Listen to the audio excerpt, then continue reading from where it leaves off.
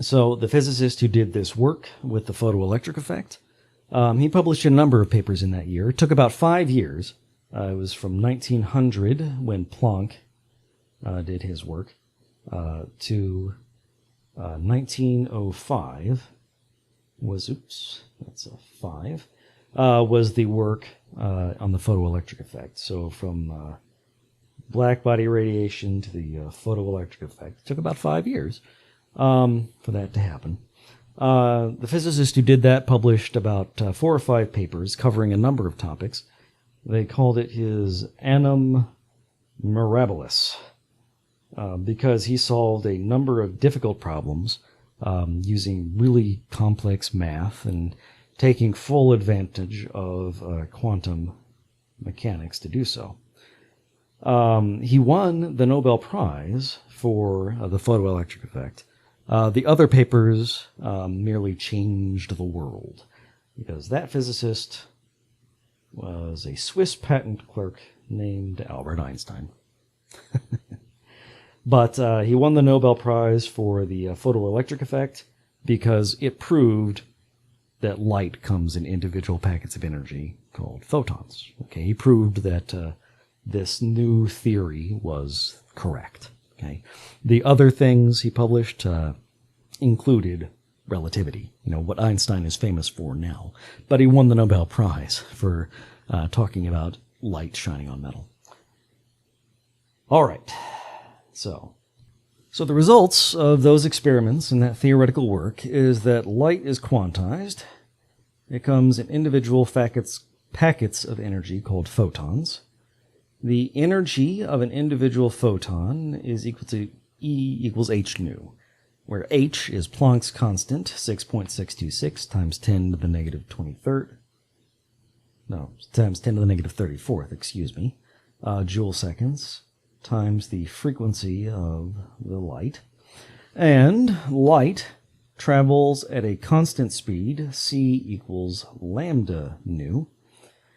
And the speed of light is, in a vacuum, I should say, is a constant, 2.998 times 10 to the 8th meters per second. So the frequency and the wavelength of a photon of light are more or less, and they identify that photon of light kind of uniquely, and in the exact same way. So they're linked and inextricably so. All right, so what exactly is light? What it is it's sort of a twist in space. You have an electric field pointing in one direction and, up and down. So there's your electric field. The thing is, electricity and magnetism they're related. Okay, if you change an electric field, then you produce a magnetic field. If you change a magnetic field, you produce an electric field. That's how electromagnets work. It's because you have, a coil of wire. Okay, the electrons traveling through the wire, they're moving in a circle. That's an acceleration. And thus, they produce a magnetic field. Okay, B is the symbol for magnetic fields, through the center of that coil of wire. That's how an electromagnet works. Okay. In a similar fashion, electric power plants, they have magnets and they spin them. And that's how they generate electric fields within the wires that, travel across the countryside and make our landscape. So the thing is, the electric field of a photon of light, it starts out pointing up, and it gets smaller and smaller until it gets to 0, and then it starts pointing down and gets bigger and bigger until it maxes out, and then it gets smaller and smaller, and then it's pointing up, and so on.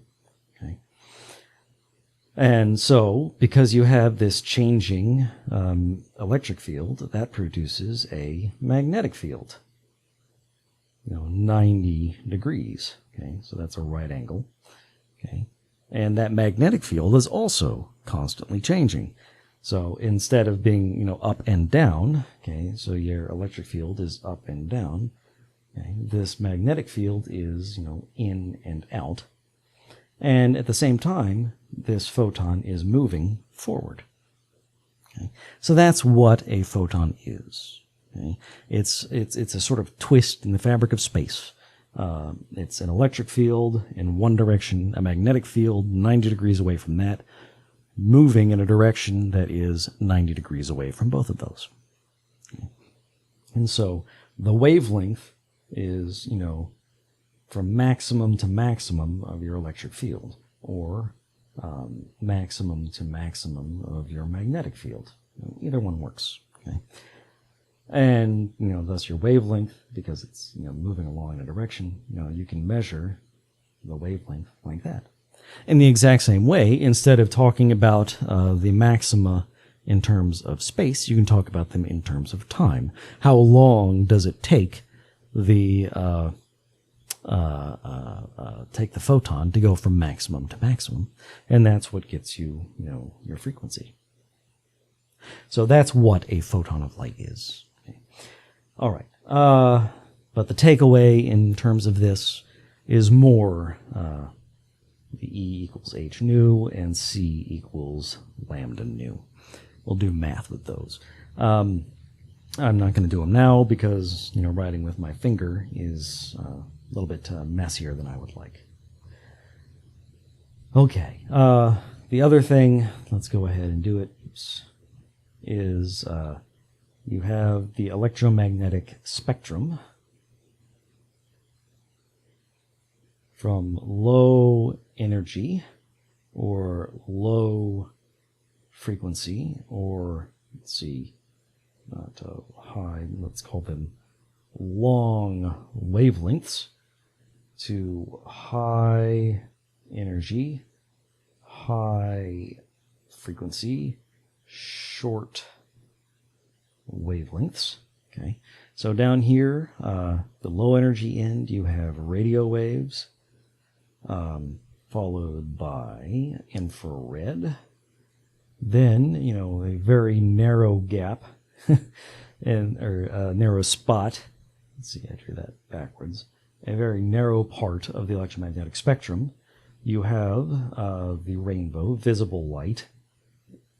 That's Roy G. Biv. Okay.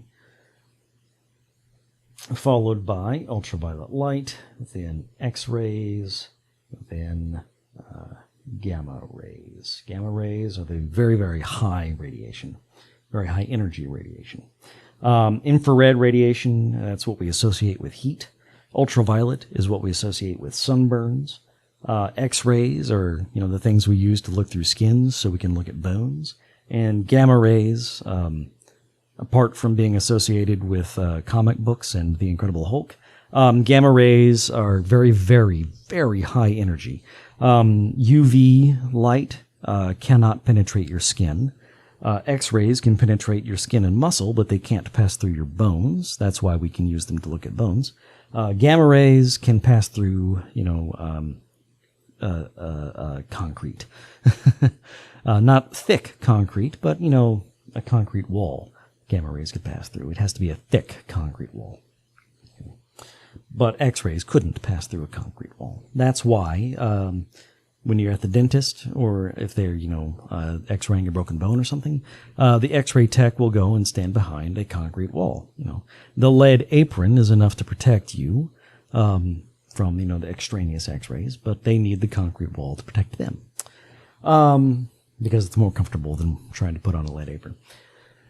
Okay, so that's why these things are associated with cancer, by the way, is because they have enough energy to get in there and cause damage to your DNA. Whereas radio waves and infrared radiation, they don't. Okay, so that's the electromagnetic spectrum. And the next thing to look at is emission spectra. Okay. When you run energy, when you run electricity through a gas, it will give off light. Okay. And if you have a pure sample of gas, you'll see an interesting thing. It'll give off a spectrum, a certain a characteristic kind of light. It'll have a particular color. Hydrogen, for example, you run electricity through that. It's a very pretty purple color. Sodium is a particular shade of yellow. Old street lamps were called sodium lamps because they had sodium in them, and they ran electricity through that, and it had a particular yellow, orangey kind of color. But the thing is, when you look at them through a spectrograph, you see this. This might be kind of difficult to see. I'm sorry, I thought it would be bigger. But these are emission spectra for various elements. Up top, we have hydrogen. You'll see, a red line over here at the left, then a big gap, then a blue line, then a different blue line, then various shades of purple. For sodium, we have two yellow lines right close to each other. For helium, we have red, yellow, and blue lines. Looks kind of similar to the hydrogen spectrum. For neon, what we have is a whole bunch of red lines, then going up through orange and into yellow. Mercury, down at the bottom, starts at yellow, then goes through green before it gets up to blue and purple. Okay. Those are emission spectra, and the thing is, those are very specific lines. Those are individual frequencies of light.